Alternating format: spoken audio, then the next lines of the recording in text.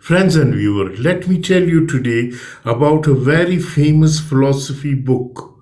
And this is a very famous as well as very simple for the newcomer who wants to learn philosophy.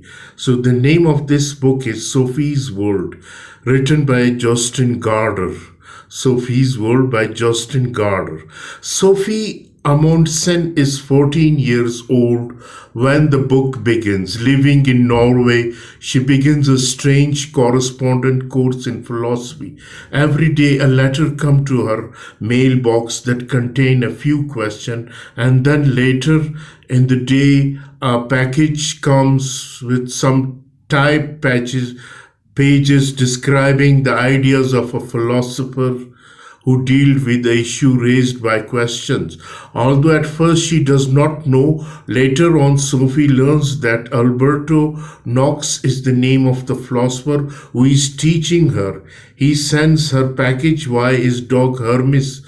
Alberto first tells Sophie that philosophy is extremely relevant to life, and that if we do not question and ponder our very existence, we are not really living. Then he proceeds to go through the history of Western philosophy. Alberto teaches Sophie about the ancient myth that people had in the days before they had come up with natural explanation for the processes in the world. Then she learns about the natural philosopher who were concerned with change. Next, Alberto described Democritus and the theory of the indivisible atoms underlying all of nature, as well as concept of fate.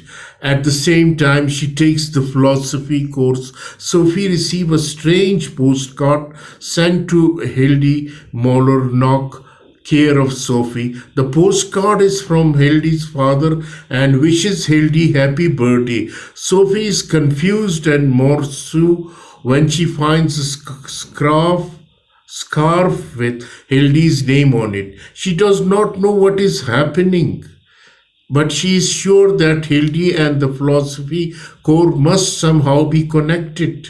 She learns about Socrates, who was wise enough to know that he knew nothing. Then Alberto sends her a video that shows him in present-day Athens, and somehow he seems to go back in time to ancient Athens. She learns about Plato and his world of ideas, then about Aristotle, who critiqued Plato, classified much of natural world and founded logic on a theory of concept. Then as Sophie's education continues, the Hildy situation begins to get more complicated. She finds many more postcards to Hildy, and some of them are even dated on June 15, the day of Sophie will turn 15. The problem is that June 15 is still over a month away. She discovers some of this with her best friend Joanna, and one of the postcards tells Hildy that one day she will meet Sophie and also mentions Joanna. Strange things are happening that the girls cannot figure out. Sophie's relationship with her mother becomes somewhat strained as she tries both to cover up the correspondence with Alberto and to practice her philosophical thinking on her mom. Meanwhile, Alberto teaches Sophie about Jesus and the meeting of Indo-European and Semitic culture. She learns about St. Augustine, St. Aquinas, and the Christianization of Greek philosophy that occurred in the Middle Ages. But this time Sophie has met Alberto, and he begins hinting that the philosophy is about to get extremely relevant to the strange things that are happening to her. Sophie learned about the focus on humanity in the Renaissance and the extremes of Baroque, and then Alberto focused on some key philosopher urgently. He teaches her about Descartes, who doubted and by doing so knew at least that he could doubt. They move on to Spinoza as it becomes clear that Hildy's father has some awesome power over them. Then Sophie learns about the empiricist Locke believed in natural right and that everything we know is gained from experiences. Hume, as important influence on Kant, showed that our actions are guided by feeling and warned against making laws based upon our experiences.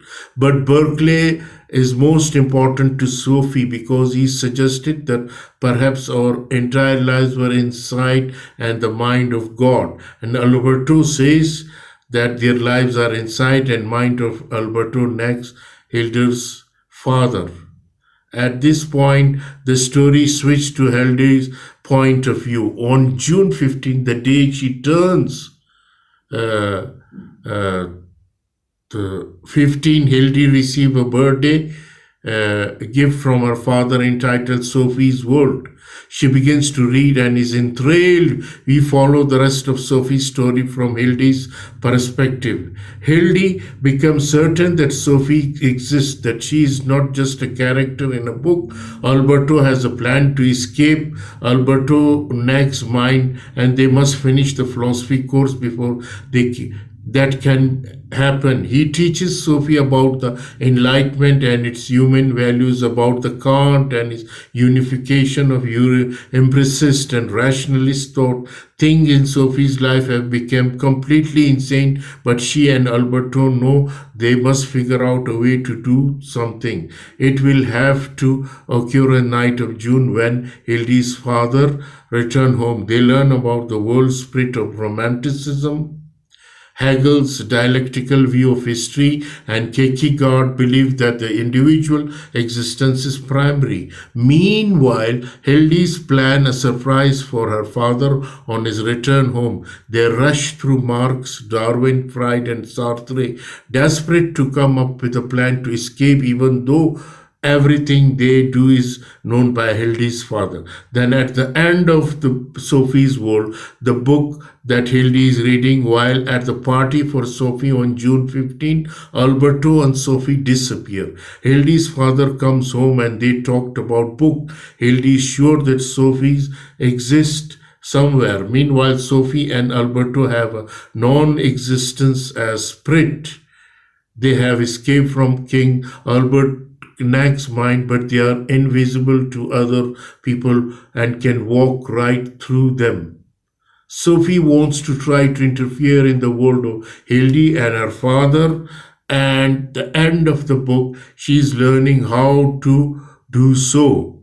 So this is the book of philosophy, Sophie's World, a beginner guide written by Jostein Gaarder. The name of this book is the novel is a history of philosophy, Sophie's World, written by Jostein Gaarder, and genre is fantasy, philosophical history, and language written. This book is Norwegian. It is published in 1991. So, narrator is omniscient narrator. Climax of the book is Alberto and Sophie disappear from the party. Protagonist of this novel is Sophie. Antagonist is Albert Nack. So, setting place is Norway. Sophie's point of view, Sophie's the primary narrator, beginning the character Berkeley point of view. Following action, Hilde gives Albert Nack a down of his own medicine. So this is the background of this novel, Sophie's World, written by Jostein Gaarder. A very interesting book indeed. Thank you very much.